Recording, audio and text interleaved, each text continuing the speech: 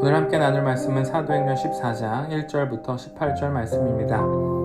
이에 이고니온에서 두 사도가 함께 유대인의 회당에 들어가 말하니 유대와 헬라의 허다한 무리가 믿더라.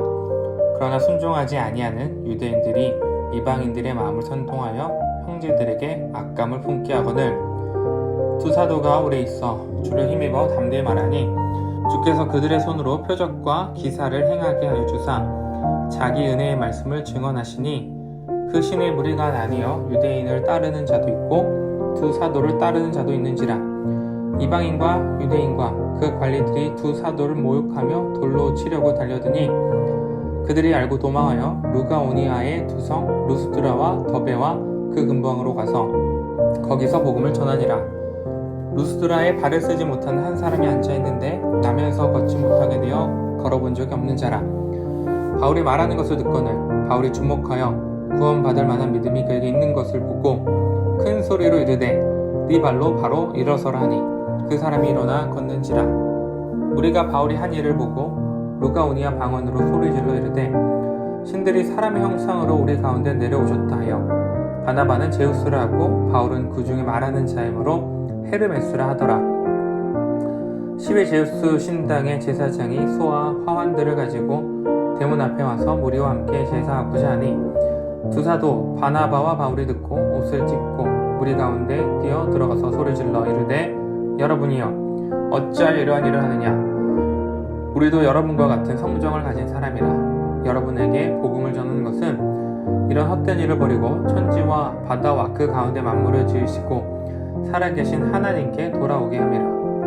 하나님이 지나간 세대에는 모든 민족으로 자기들의 길들을 가게 방임하셨으나 그러나 자기를 증언하지 아니하신 것이 아니니 곧 여러분에게 하늘로부터 비를 내리시며 결실기를 주시는 선한 일을 하사 음식과 기쁨으로 여러분의 마음에 만족하게 하셨느니라 하고 이렇게 말하여 겨우 무리를 말려 자기들에게 제사를 못하게 하니라. 아멘. 사도행전 14장으로 넘어가면서 사도 바울의 1차 선교 여행의 목적지가 이고니온으로 향했습니다.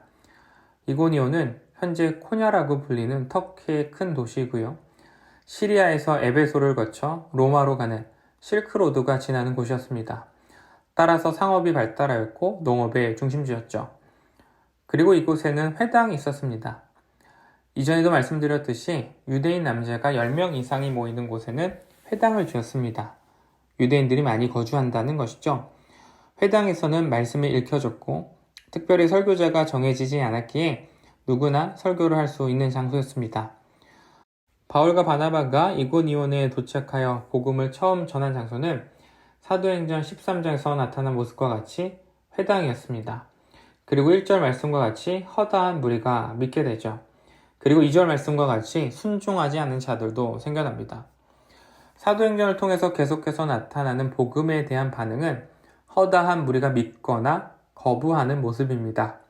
격렬한 저항이 있는 것이죠. 우리가 어느 곳에서 복음을 전하든 이 두 반응은 존재합니다. 특별히 오랜 시간 동안 다른 종교를 믿고 있던 사람들 혹은 가정에서 복음을 전하게 되면 그 저항은 더욱 강력하죠. 가정에서 처음 그리스도인이 된 복음 1세대 분들의 믿음 생활이 그래서 쉽지 않은 것입니다. 사도들이 받았던 저항과 고난을 복음 1세대들이 똑같이 경험하죠. 그러나 믿음의 시련을 이겨내고 자녀들에게 믿음을 전수합니다. 그래서 우리가 자연스럽게 받은 복음과 믿음의 선물이 귀한 것이죠. 바울과 바나바가 이고니온에서 복음을 전하며 격렬한 저항에 부딪혔습니다. 그리고 그 저항은 점점 거세져서 이방인들과 유대인들이 돌로 치려고 달려들기까지 하죠. 이에 어쩔 수 없이 두 사도는 루스드라와 더베로 향하게 됩니다. 표면적으로 보면 두 사도가 이고니온에서 복음 전파 사명을 끝까지 완수하지 못하고 도망가는 것 같습니다. 그러나 하나님 나라 관점에서 보면 복음이 온 세상으로 퍼져나가고 있는 것이죠. 사도들이 한 곳에 머물지 않고 이곳저곳을 다니며 복음을 전해야만 하나님 나라 복음의 씨앗이 열방에 심겨지기 때문입니다. 복음을 듣는 자들이 받아들일지 거부할지는 우리의 영역이 아닙니다. 우리의 몫이 아닌 것이죠. 우리는 그저 담대하게 전할 뿐입니다. 세상이 우리를 거절하고 거부하여도 3절 말씀과 같이 주를 힘입어 담대히 전하는 것이죠. 그리고 하나님께서 일하시기를 기도하는 것입니다. 사도들이 담대히 전할 때 주께서 그들의 손으로 표적과 기사를 행하게 하십니다. 복음이 전해지는 곳에 나타난 현상은 보이는 표적과 기사들이죠. 하나님께서 일을 행하시는 이유는 우리가 보지 않고 믿으면 더욱 복되겠지만 믿지 않는 자들에겐 보이는 증거가 필요하기 때문입니다. 선교 현장을 살펴보면 정말 기적과도 같은 일들이 일어납니다. 한국 땅에서는 그렇게 기도해도 일어나지 않던 역사가 유독 선교 현장에서 빈번하게 일어나는 것을 우리는 보고 듣게 되죠. 허다한 무리들이 복음에 반응합니다. 병든 자들이 치료함을 받고 나음을 얻죠. 그리고 이것이 증거가 되어서 더 많은 무리들이 복음을 받아들이게 됩니다. 소망하는 것은 우리 빗소금을 통해서도 하나님의 표적과 기사가 일어나기를 소망합니다. 세상에서 지치고 힘든 자들이 빗소금을 통해서 위로받고 회복되어 하나님의 자녀가 되는 역사가 일어나기를 소원합니다. 루스드라와 더베로 향한 바울은 바나바와 함께 복음을 전했습니다. 그리고 그곳에서 걷지 못한 한 사람이 있었죠. 그런데 이 사람은 바울이 말하는 것을 들었습니다. 복음을 들은 것이죠. 사도 바울은 이 사람이 복음을 듣는 것을 보았고 믿음이 있음을 발견합니다. 그리고 이 사람은 바울의 말에 일어서 걷게 됩니다. 이를 본 무리들은 놀라게 되죠. 소리를 지르며 신들이 사람의 형상으로 우리에게 내려왔다라고 외칩니다. 그리고 바나바는 제우스로, 바울은 헤르메스라고 부르죠. 모두 로마의 신들입니다. 여기서 바울과 바나바가 아무런 소리도 하지 않고 무리들의 반응을 받아들이면 어떻게 될까요? 신이 됩니다. 바나바는 제우스 신이 되고 바울은 헤르메스 신이 되는 것이죠. 부귀 영화를 누릴 수 있는 기회입니다. 그러나 이들은 그렇게 하지 않습니다. 소리를 지르면서 천지와 바다와 만물을 지으신 하나님께 돌아오라라고 선포하죠. 목회자에게 적용이 될 수 있는 부분인데요. 교회 사역을 통해서 하나님의 놀라운 일들이 일어나곤 하죠. 그리고 그때 가장 많은 박수를 받는 사람 중 하나가 목회자입니다. 그리고 이를 누리고 싶은 유혹도 찾아오죠. 하나님이 하셨다라고 고백하지만 우리 마음 한구석에 내가 했다라는 마음이 들곤 합니다. 하나님이 받으셔야 할 영광을 내가 취하고 싶은 욕망이 생기는 것이죠. 세례 요한의 고백처럼 그는 흥하여야 하겠고 나는 쇠하여야 하리라 라는 이 고백이 날마다 우리에게 필요한 것입니다.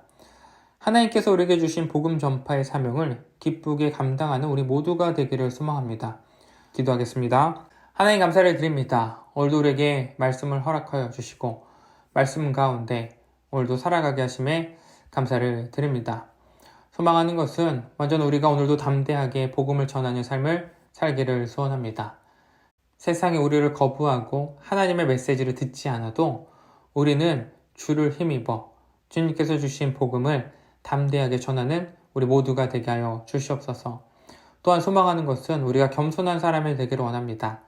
하나님께서 행하시는 모든 역사와 기적의 현장들에서 내가 그 영광을 취하지 않고 모든 것을 하나님의 영광으로 돌리는 우리 모두가 되기를 소원합니다. 우리의 모습들은 감춰지고 오직 하나님의 모습만 드러날 때 세상은 빛 대신 예수 그리스도를 볼 줄 믿습니다.